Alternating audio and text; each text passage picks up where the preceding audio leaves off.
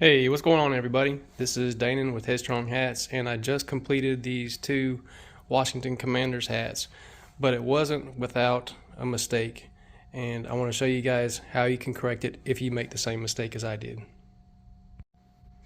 As I've stated in my other videos, depending on what type of vinyl iron-on you're using, the white on this one I used was the Cricket brand, the yellow was the Sizer, however you want to pronounce it, the Easy Weed brand. And I did notice that the Sizer or Scissor, let's just go with Scissor, that brand requires less heat and less time on the iron.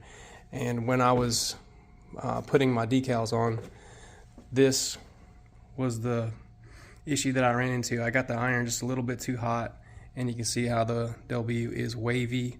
It's not flat across the top as it is in this instant right here.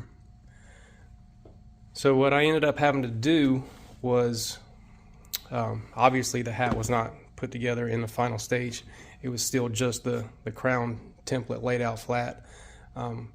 With this being a three-part system with the side and then this panel here and then this third panel here, I was able to just take a heat gun and heat up this area right here and take a razor blade and cut the stitches.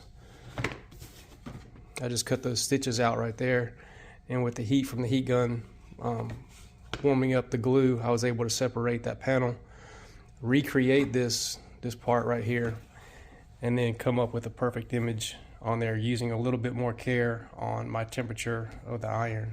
But I just wanted to drop this quick video for you and show you that if you do make a mistake, and it's pretty easy to fix as long as you have enough material to go back with it, versus one of the beer box hats where it's all pretty much one piece on the template of the crown. So good luck to making hats. I know it's getting around the holiday season, so I hope you guys are watching some of these tutorials and are able to pick up some tips on making your own. And we'll see you next time.